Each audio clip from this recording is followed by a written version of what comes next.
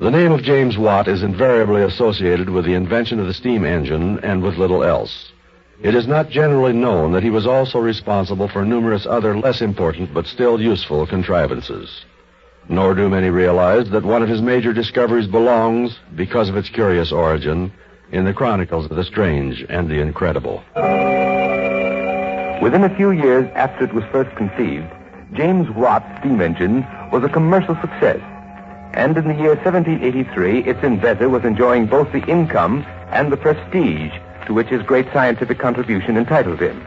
It came, therefore, as something of a surprise to Dr. McGregor, the pastor of the local church, when Watt appeared at his door early one summer morning, clad in a workman's overalls.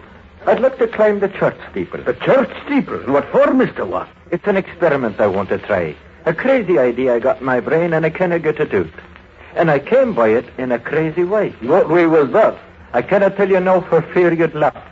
But if you let me climb, Doctor, and if the experiment works, why then I'll tell you the queerest story you ever heard.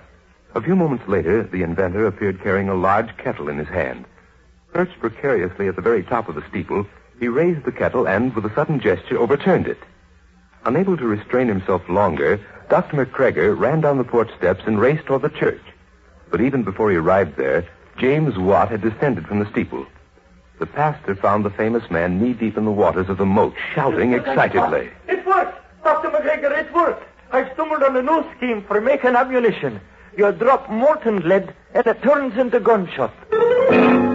Yes, Dr. McGregor's church steeple proved to be the first shot tower ever used. More than a century thereafter, leaden shot was the chief ammunition employed in the wars of Europe. And even today, similar shot towers are still in operation. But it is doubtful whether even their owners know the story that James Watt told Dr. McGregor that same morning. The strange story of what had led him to his experiment. But I do not see, Mr. Watt, how you knew the lead would disintegrate when you dropped it. I came by the idea in a queer sort of way. 'Twas in a dream. A dream? Aye, a dream that kept coming back to me next after next after next.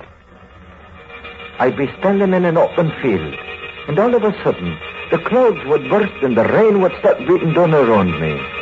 Then I'd hold out my hand to feel the drops, and they'd be hard in my hand like little balls of metal, and I'd say to myself, why, man, 'tis raining leaden raindrops, and that's a queer thing indeed. And then I'd wake, and the remembering of those drops wouldn't let me sleep again. And so at last I said to myself, could it be that fallen lead disintegrates, as you call it, and forms the shape of gunshot? And so I decided to find out, and I did, and that's all there is to it. 'Tis a strange thing, I know. How would you explain it? But neither the man of God nor any other man since has been able to explain James Watt's strange dream. Had he unconsciously grasped the principle of his remarkable discovery and then projected it in the form of the rain symbol? Or was the dream what he himself intimated it was? A miracle incredible but true.